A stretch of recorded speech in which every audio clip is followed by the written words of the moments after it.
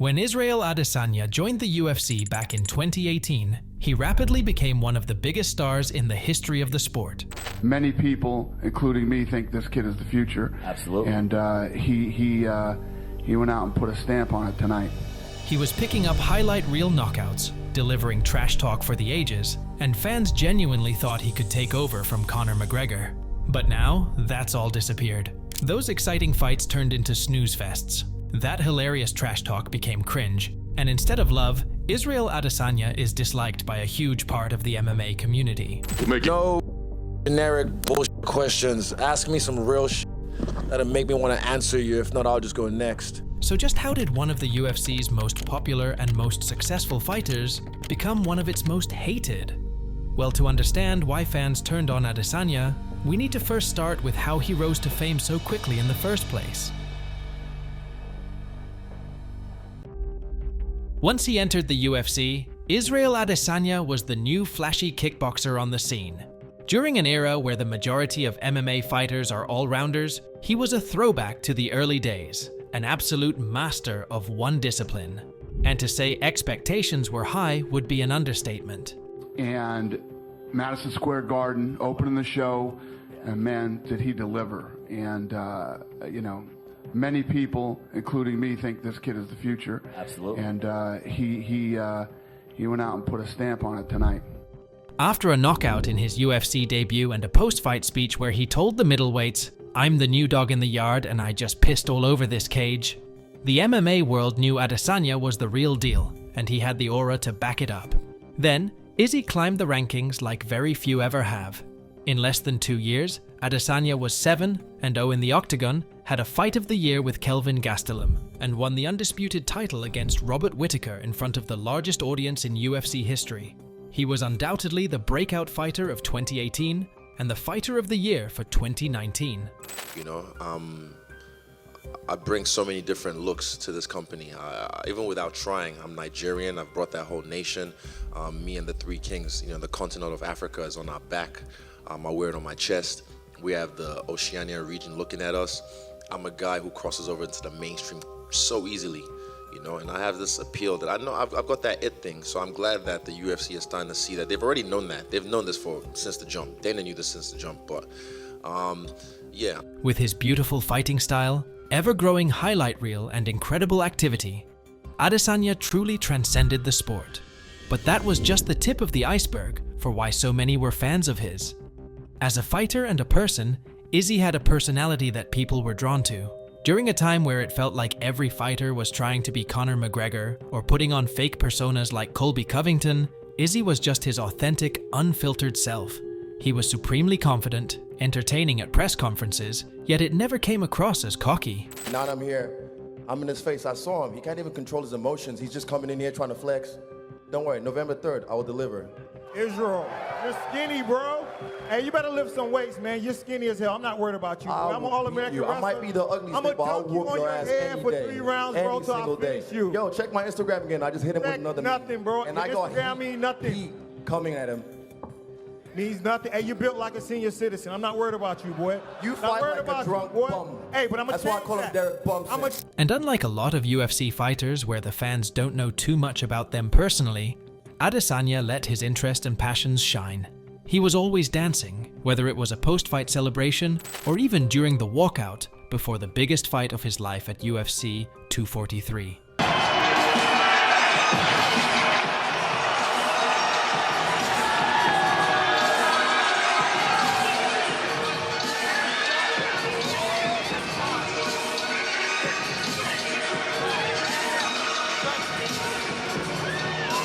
And if the UFC is letting you do something like that before a fight, you have to be a superstar. So instead of being the cold, stoic, and stereotypical masculine fighter we often see, Izzy stood out from the crowd both inside the octagon and outside of it. Whether it's his nickname, the last stylebender being inspired by Avatar, his Deadpool tattoo, or incorporating anime moments into his fights, Adesanya's love for something that's often viewed as childish is just endearing. TV series, The Avatar. I just related so much to the message and the characters in the show, and Aang, the lead in the show, his destiny, he had to realize he was the Avatar by mastering all the elements.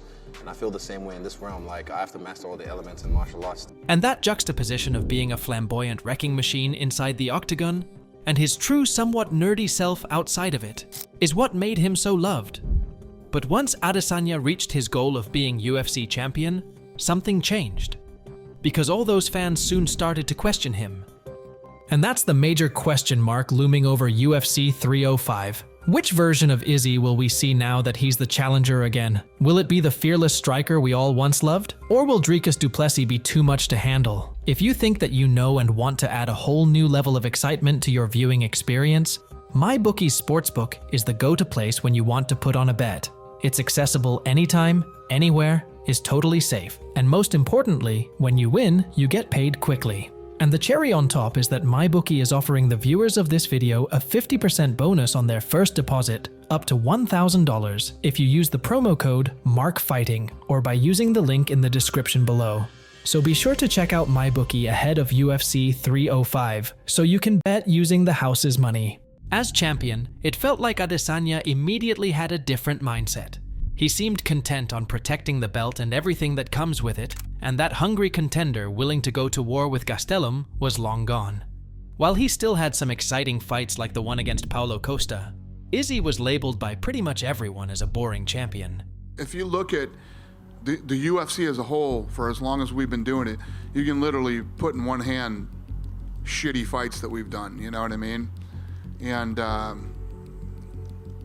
it takes two to fight, man. If somebody goes out there and doesn't want to engage and doesn't want to fight, and if you're a guy like, if you're a guy like Adesanya, you know, he's got so much more on the line. If this is the way the guy's acting, he's going to stay back and he's going to pick him apart the way that he did. In his previous fights, he's been throwing a lot more, and in the last few, he's kind of thrown a lot less. And obviously, it's a game of inches. And it's hard to deny.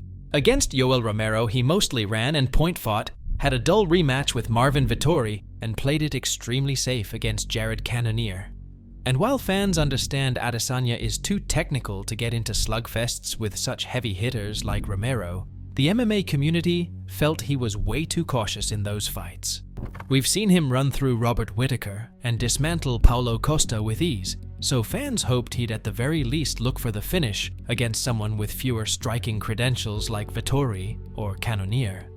But one thing people didn't like was that Adesanya was still talking the same pre-fight game about how he was going to pick them apart, destroy his opponent, and get the finish.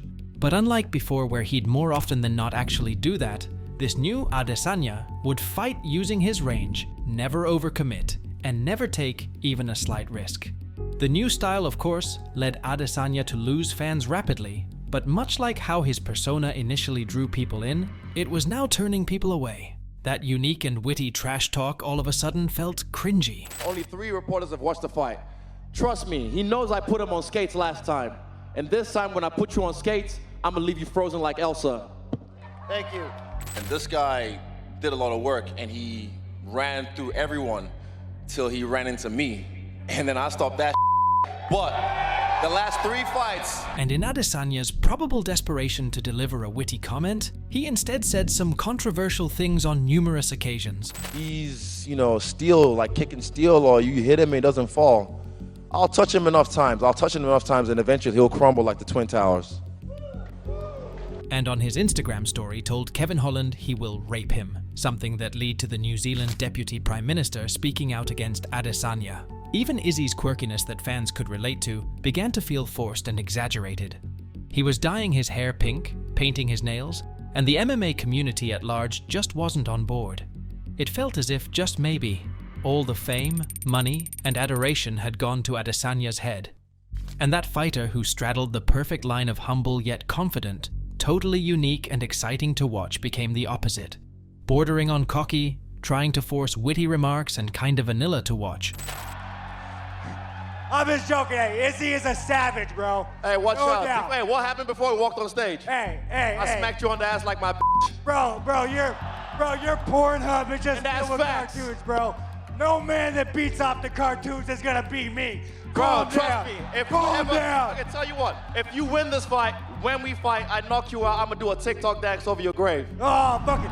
Fans were turning on Adesanya, But the nail in the coffin was when his biggest rival in combat sports came to the UFC and made a near-carbon copy rise to the top like Adesanya, but in less time and with fewer fights. The Brazilian was the boogeyman of Adesanya's kickboxing career, despite what Izzy believed. So, at the end of the day, no one knows who the he is, and he's gonna be that guy when I'm world champion, when I'm a legend. He's gonna be at some pub, talking some shit about, I beat that guy one time, trying to get a sucked from a crack whore or some shit. Anyone who wants to beat me should have done it yesterday. He had already beaten Izzy twice, most recently leaving him unconscious in the middle of the ring, which just so happened to be Adesanya's final kickboxing fight.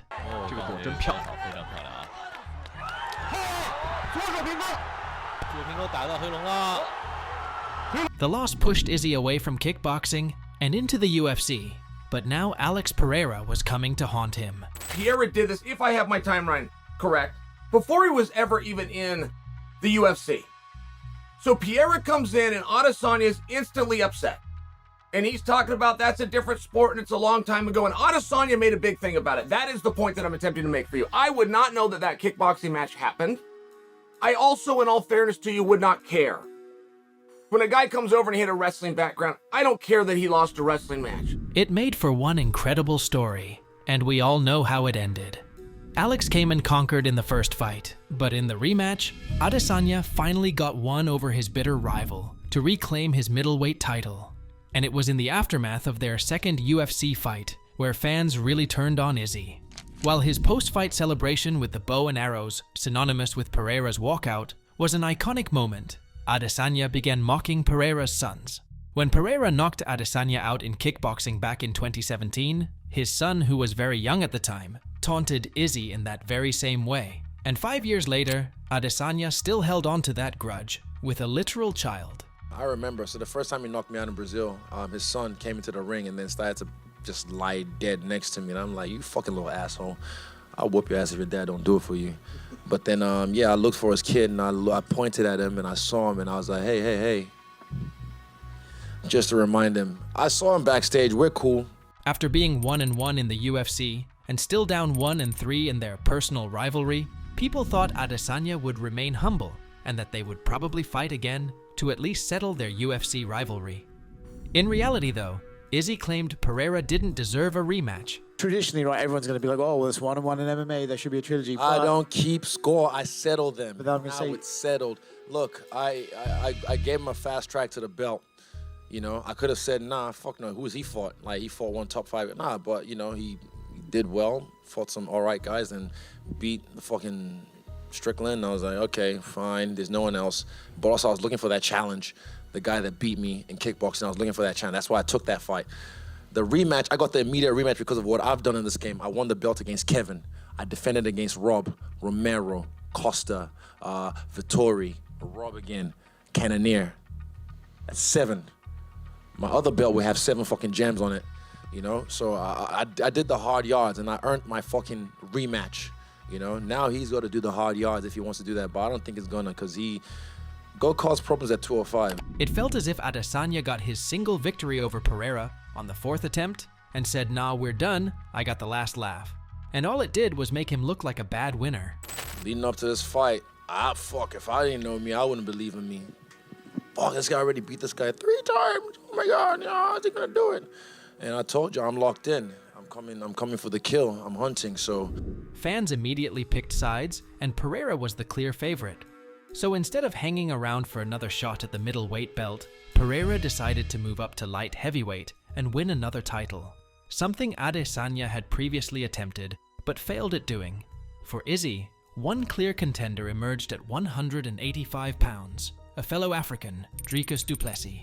And in their initial interactions, we saw a side to Adesanya we never had before, and the MMA community absolutely hated it.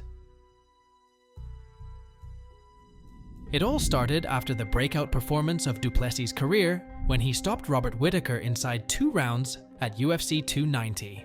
The win undoubtedly made him the #1 contender for Adesanya's title, so in the post-fight aftermath, Izzy stepped into the octagon. And immediately, things turned sour. Adesanya had taken offense to Dricus' comments, where he claimed he was the only true African fighter in the UFC, as the likes of Izzy, Francis and Kamaru Usman all lived and trained outside of Africa. When they show up to Africa? Well, I mean, did those belts ever go to Africa? As far as I know, it came to America and New Zealand. I'm going to take a belt to Africa. I'm the African fighter in the UFC. Myself and Cameron, we breathe the African air. We wake up in Africa every day. We train in Africa, we're African born, we're African raised. We still reside in Africa, we train out of Africa. That's an African champion, and that's who I'll be. And it all came to blows in the octagon, with Adesanya repeatedly using the N-word at Duplessis. That's right. We're fine. Relax. This is my African brother right here. Let's go. What's up? Let's go. Yeah. What's up? Get we gonna do. Yeah, my African brother. Yeah, my African brother. What's up? I'm African, but I ain't no brother of yours, son. Fans think Izzy was over the top in his reaction. They didn't like the fact he tried to steal the show, while it should have been Duplessis to enjoy. But a leg injury forced Duplessis out of their grudge match, so instead, Adesanya fought the next in line, Sean Strickland. I don't even know how to start this, bro. Dricus de you fucking bitch. Oh, all you had to do was put on some gloves. I was ready to go again. No, you weren't. You're a bitch. That's why I'm not taking this fight. Your foot sore. Nigga, my knee was jacked 2 weeks from my last fight. Guess what I did? I showed up because that's what a champion does. Championship caliber, built different. A lot of you fighters talk about, oh, I'll fight anyone, anywhere, anytime. No, you won't. I do. Alex Volkanovski does. We're built different. I'm at the gym right now, about to get some work. So I'm fighting in Sydney. I don't give a fuck who. Dickless, Dickless. F off. You're out. Strickland, you're in. Let's do the man dance. Show you how to really dance. Yeah, well, yeah. And again, fans were given more reasons to not like Adesanya. Of course, the fight itself was a huge upset. Adesanya was expected to be 3 or 4 steps ahead of Strickland in terms of striking, with Sean's only route to victory being through wrestling. But in actuality, Sean Strickland dominated Adesanya on the feet from start to finish. He looked very flat early on. He looked like he sort of didn't deal with the pressure Sean was giving him very well. What did you think of Israel? Israel looked like he was in slow motion. He looked like he couldn't get off. He looked like he was really stiff tonight. He looked very slow. Even in the 5th round, when everybody knew he needed a knockout to win the fight, there was no sense of urgency to try to finish the fight. So I don't know if he's hurt, if he's, or he's just, tonight's that night. Yeah. Did you speak to him in the cage at all? And while losing fights and having opponents steal your thunder will inevitably lead to you losing fans, it was yet again the antics before and after the fight that hurt Adesanya's reputation the most. Most notably when Sean pointed out an old but extremely strange clip of Izzy touching his dog in places you certainly shouldn't. The moment I post a video of me off my fucking dog, they will put some credibility to that. Fucking puppy porn, man. I had to double check that shit just to make sure it was legit, and it was legit.